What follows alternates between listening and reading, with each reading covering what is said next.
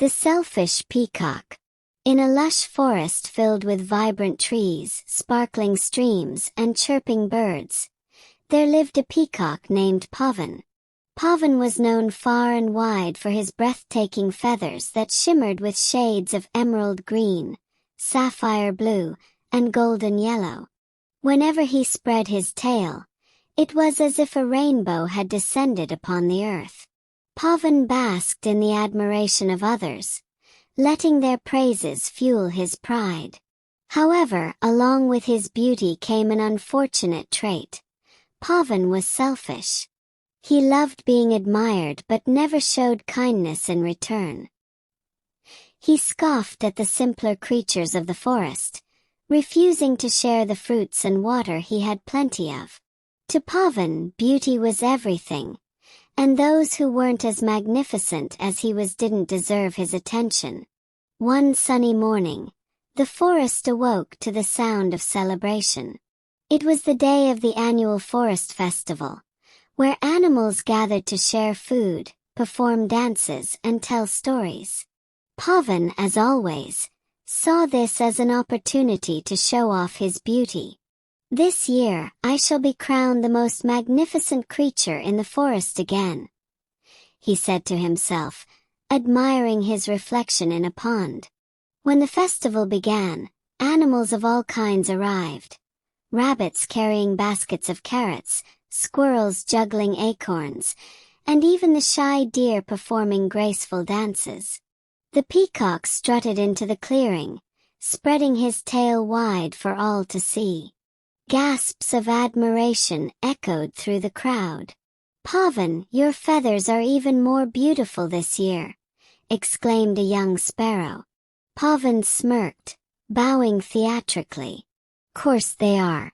But beauty is not for everyone to possess." As the day went on, a tiny sparrow named Chintu approached Pavan. Unlike the peacock, Chintu was small and plain, with brown feathers and a soft chirp. "Pavan," Chintu said hesitantly, "the river near our nest has dried up, and my family is thirsty. Could you guide us to a water source?" Pavan flicked his tail dismissively. "Why should I help you? I'm preparing for my grand performance. Go find water yourself." Disheartened, Chintu flew away. Many animals watched this interaction, whispering among themselves.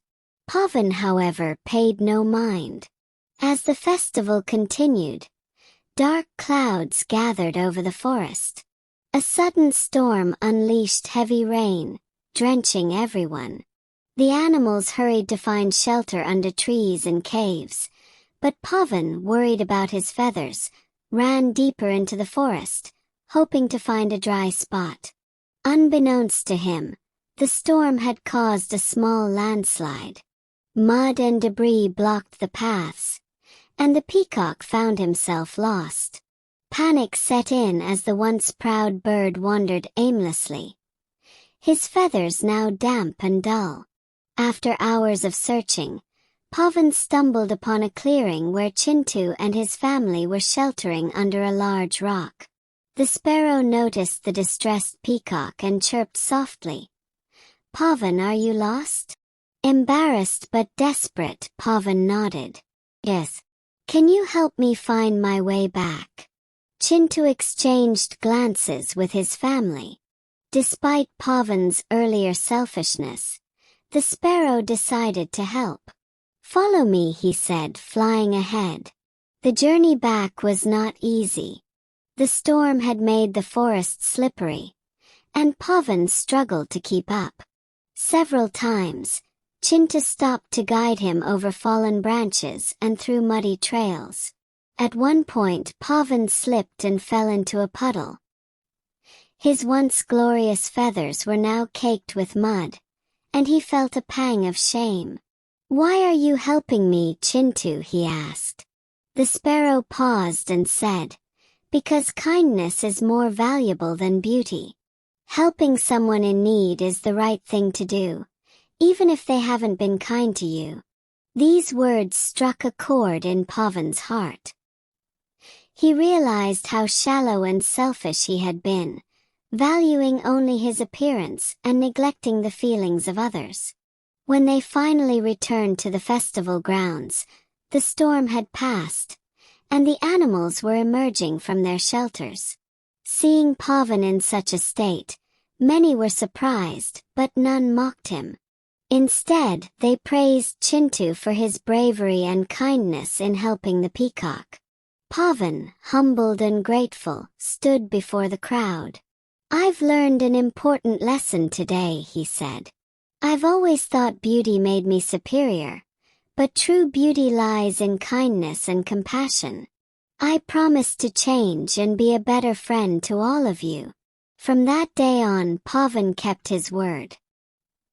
He shared his fruits with the rabbits, guided animals to water sources, and even helped the squirrels gather acorns. His beauty, though still admired, was now matched by his generous heart.